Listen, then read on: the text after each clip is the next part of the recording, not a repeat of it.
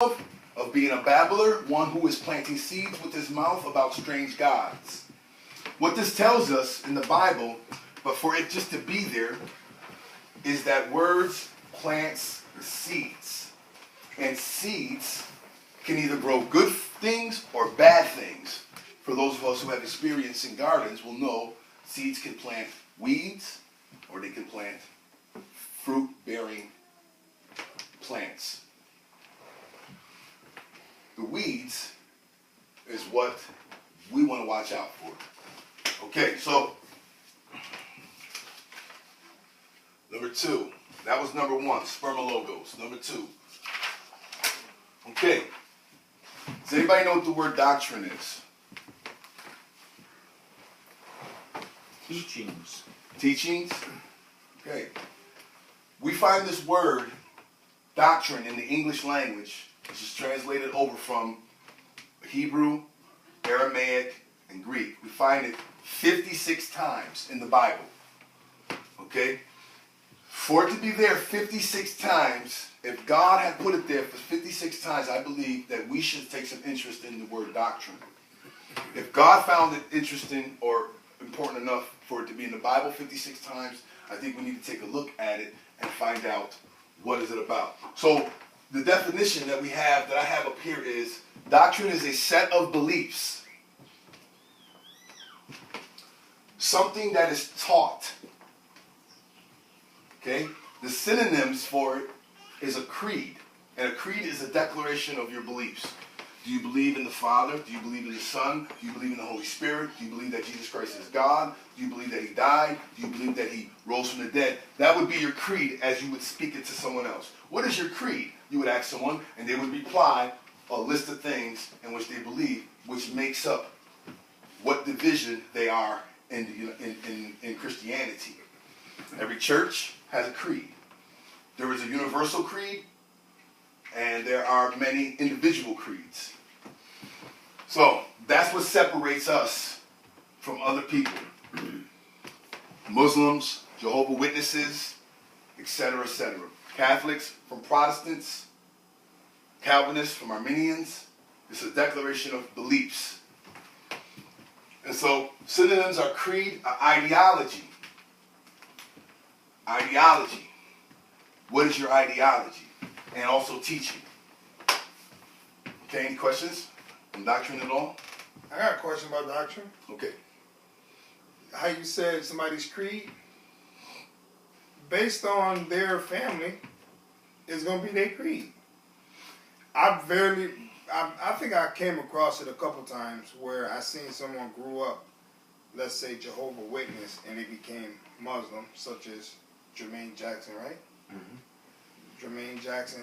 He grew up Jehovah. And then right, but But far as besides people like, without celebrities, regular people, my peers, and people that I know, whatever their creed is who they is. I don't care if you prove to them otherwise. They don't care. That's their creed. That's what they was learned. And you ain't gonna change them. If you show them that the sky is blue and they was taught it was pink, I don't care what you say is pink. So, based on their family, 99% that I know of is that's gonna be their creed. Yes. And I'm glad you brought that up, because I call that the Santa Claus effect. You have a child, he's isolated, he's isolated to his immediate family and the families that are around him. Everybody teaches this child growing up that Santa Claus is true. Oh, excuse me, not to cut you off. Another person that I know, Farrakhan grew up as a Christian, and he is Muslim. Because he said, obviously Christian was, or the Bible was misinterpreted or changed or whatever. So he's not Muslim. He say Christian. I don't know.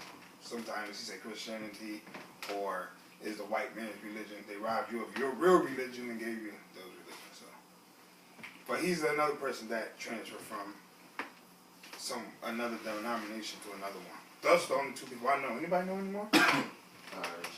Yeah, that was something else, then something else. Based on? I know people in real life. You know who? Yeah, my man Ray. My man Ray, Patience. You don't know him, okay? Oh, yeah. Okay. What was it? All right. Well, here's the point. Huh? And I'm glad you have real life situations where you see this. This, what I call the Santa Claus effect. The Santa Claus effect is that a child is reared up, raised up, taught to believe something. Whether they're Catholic, Muslim, religion, the tooth fairy, the bugs, the Easter bunny, whatever it may be. So if you isolate this child and you teach him all these things and he grows up, even a Christian, even being a Christian, right? And I'll do this Christian, okay? You teach this child, you raise him up on Christian values and morals, and then you isolate them, and then you'll release them into society, a society that is not as protective and caring as their immediate family is, and he starts to tell people about Santa Claus. And everybody looks at him like, there's no such thing as Santa Claus. And he is going to get upset. He's going to argue. He's going to debate. And he may even die for Santa Claus. So this is what most of our Christians are today. They have experienced what I have termed and coined the Santa Claus effect. They are not Christians. They've been taught Christian lingo. They've been taught Christian values, Christian morals, but they are not truly saved. This is not a psychological, an intellectual change in their mind. It happens as a result of being a true born-again believer, but it is not that alone. And this is what they have experienced. And this is why we are to examine ourselves to see if we truly are in the faith on a continual basis. So, the Santa Claus effect is something that is very serious and happens continuously throughout our life. Okay, so any more questions on doctrine? Okay. Number 3. 1 Timothy 4:1. I'm going to talk about the bad as from the Bible. 1 Timothy 4:1 and Colossians 2:2.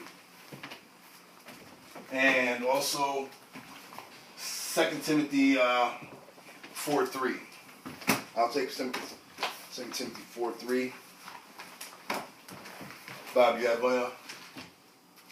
Wait, let me read. 1 Timothy 4:1, please.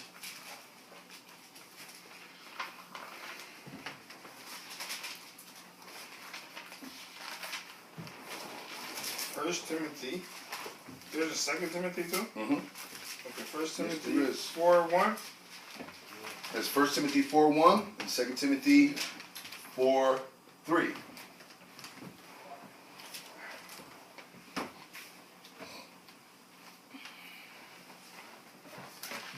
Ready?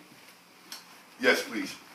Now the Spirit speaks expressly that in the latter times some shall depart from the faith, giving heed to seducing spirits and doctrines of devils. Okay. Whoa. That was kind of deep. Hold on. Let me get back to that one. All right. Which one was that? Timothy? 1 Timothy 4:1. Gotcha. Read it in your version. But the Spirit saith expressly that in later times some shall fall away from the faith, giving heed to seducing spirits and doctrines of demons. And do you have Colossians? I need somebody to read Colossians 2:2. Will somebody grab Colossians 2:2? I'll be right back. What the Spirit saith expressly. What did yours say, Bob? But the Spirit saith expressly that in later times. Wait, man, this is the. Wait, I'm supposed to be on the CEB. Yeah, man, let's change mine to yours. Go to CEB. No, man, I'm supposed to be on CEB. The Spirit clearly says that in latter times, some people will turn away from the faith. They will pay attention to spirits that deceive. Would you read that louder? Yeah, let me read this. I'm going to reread this because I was in the. Where you at? We're going to take a short break and come right back. Go to CEB.